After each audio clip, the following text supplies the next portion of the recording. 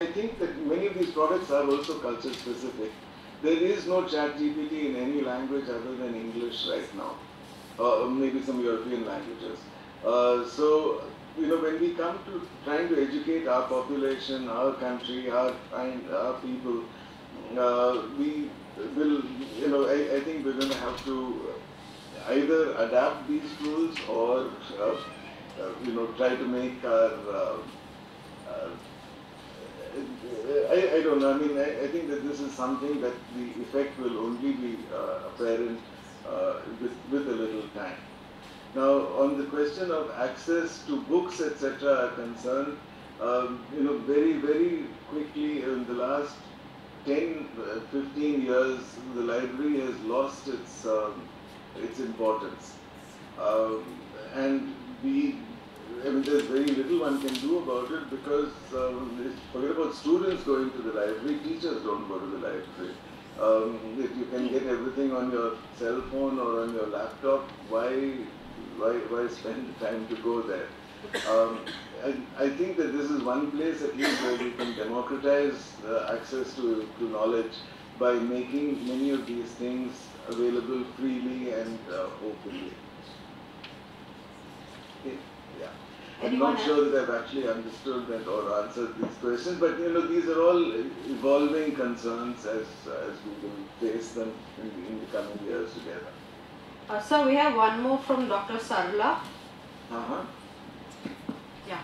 Thank you, sir, for your impressive and interactive session. See, this is a continuation of what you said about resources, library resources. People are all switching to WhatsApp University, YouTube University, online PDFs and so on. Some of us are fortunately or unfortunately contributed to some textbooks printed by our Telugu Academy and all, and they are prescribed as one of the reference books by the university in the form of curriculum. So it's a threat for us, sir, where nobody is using our textbooks. And also, in the NAC criteria for teaching learning resources, we are all going for assessment by the NAC Council. They say, what is the usage of library usage by the students, the ratio of students visiting the library and accessing the books. There we get a zero answer because nobody is going. As you said, teachers themselves are not going.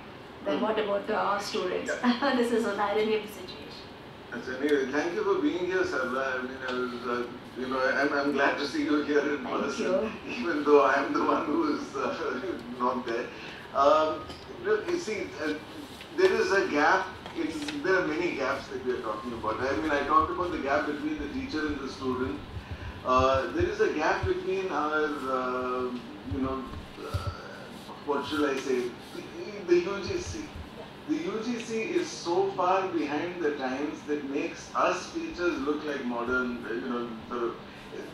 compared to, there is a huge gap between NAC and actually the reality today, because NAC will not respond in real time. NAC is going with a questionnaire developed in 19 or 18 something, well, not 18 something, but it was their questionnaires, their entire methodology is not in keeping with social reality today. So these are, in a sense, they are questions which we cannot answer in a reasonable way, and that does impact us.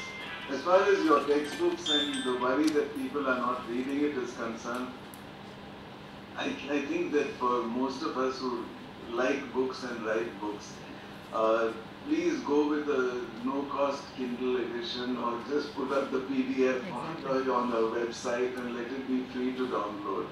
The only way to see that your book is read is to make it free, I think, in today's day and age.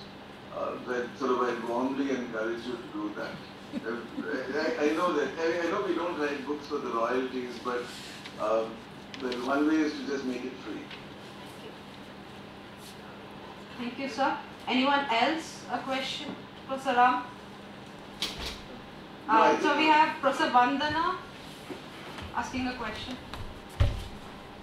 Yeah, I mean, I don't know, it's probably a little wide thing. See, what happens is people take the digital books and it's good because it offers a lot of search options and so on. But what I have noticed is Normally when we would have picked a book, we would have searched through the pages, you find something else interesting and learn it. Whereas if you just do a pointed search, they don't learn that. So, and there's the other thing which has come up is you can always find something when you need it. So that also sort of deters the learning. I mean, so these are the kind of things which I don't know, some methodology has to be thought about so that we rework around it rather than what resources they use. So I don't know. No, I mean that's a good point. I mean it's a general point on on the mode of learning. I think that this impacts different people in different ways. I remember, Vandana, when I was in the Tata Institute library, there used to be a very interesting way of shelving the mathematics books that was done by the surname of the author. It was just alphabetically shelved without any concern about the subject. And I used to love the math section of the library because you'd be looking for a book that you sort of went there to see the book by let's say Arnold or somebody like that, and right next to that you would find some other book on some other topic that you didn't know that you needed. There's not the serendipity of the physical search is something that we all miss in Mr. Google or Miss Google or whatever Google is. I mean, I agree with you. But perhaps there will be better search engines, or we've learned to rely a little less on that. Or I don't know. But it's a point. Yeah, and it sort of also makes the impact on actual creativity later on is something that we have to worry about. Yeah, that's great. We have a point from Professor Bindubam also. Point for what? So I've had some good experiences with online teaching. And also with ChatGPT. I find that ChatGPT acts like Grammarly, for me. Mm-hmm. Supposing I'm trying to express an idea and I'm not very clear about it, all I do is I ask ChatGPT, this is my idea, can you make it more clear? And it does. And so therefore a student who is not so familiar with English but has some idea can use ChatGPT informatively if they are told that this is the way ChatGPT can be used. So I mean, if you can use these new things and teach people how to use them in a way which is not quote-unquote cheating, but in order to improve one's ability to express oneself, I don't see the harm in ChatGPT in that way, because I think to a person who doesn't know English, it may help. That is one idea. I don't disagree. I mean, every part of technology can be used positively, and there will also be negative. Yeah, but I'm saying that teacher can guide. What we are worried about is that, at the end of the day, why are we training students in physics? So that they will go out and be physicists. Yeah. And to be a physicist, you've got to somehow, discover new laws of nature. You've got to be able to do research. So the question really is that do these tools reduce one's ability to do that in a creative way or not? I think the idea is you should one of the trainings that you should give the student is how can this tool be used effectively to make you a better physicist. And one of the things that makes you a better physicist these days is also the power of expression. If you can express yourself well, it is a good thing, and therefore you may be able to use that tool. No doubt about it at all. We are all here, partly because we've honed these skills in our own ways, all right? So, but these are also points to be made as far as teaching and communication go. And the question of whether we are able to do it online effectively, that's the purpose of the workshop, is really to see how best to teach physics online. And and the other thing is that before all this came around, Zoom, etc., IIT Madras had quantum mechanics lectures by both Lakshmi by Bala and Lakshmi Bala. Both of them, they gave these quantum mechanics. I think Suresh also gave quantum mechanics lectures, which were filmed with the blackboard, and it was very effective. It was almost like being in the classroom. I thought it was very effective. So we are all familiar with the Khan Academy. I mean, the Khan Academy has taught okay, I'm not saying that IIT Madras is Khan Academy, but the idea of having a blank, there are a lot of people who say that the blackboard technique is important in conveying this. So that is removed by PowerPoint. PowerPoint doesn't contain the same technique that blackboard technique contains. So some of these things can be retained in online teaching. Those which are good can be retained. One doesn't have to, when it comes to a happy medium. I think we could stop here because we have and others at today's workshop will bring out some of these points in reality. Thank you all for accommodating my virtual presence, but I thought it was ironic that you organize an in-person meeting and then some lecture has to be given online. But sort of maybe this just makes the point also. Thank you all for being here today and for letting me participate virtually.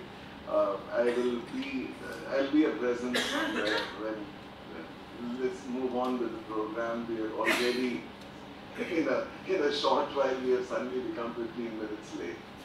Right? So thank you, Madhu.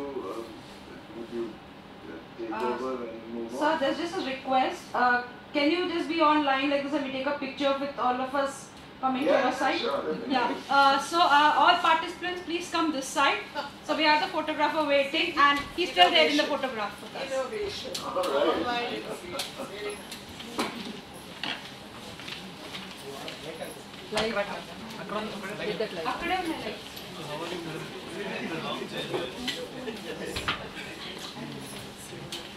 And after photograph, we just break for tea, which is just outside. Blurred. Yeah, light that goes. Light that goes. So minimum stop and No, make his picture go up. No? Make his picture go up. Blank or sub. Poster, put the poster. Share the poster. Share the poster. Put his picture up. Can you come quickly, please? Guys, come on now. Come. We have to take a break also. You don't want half tea? Yeah. Come on, yeah. All of us are part of it. Yeah, that's okay. I think that's better. Sir? Sir, Please. sir. Yeah.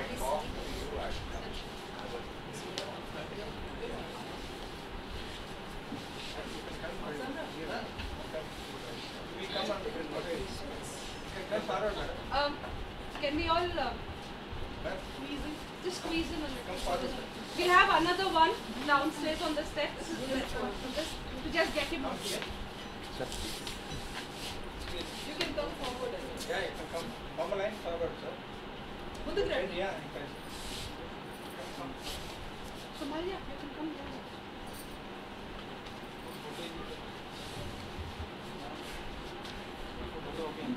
Best. Yeah, photo is good.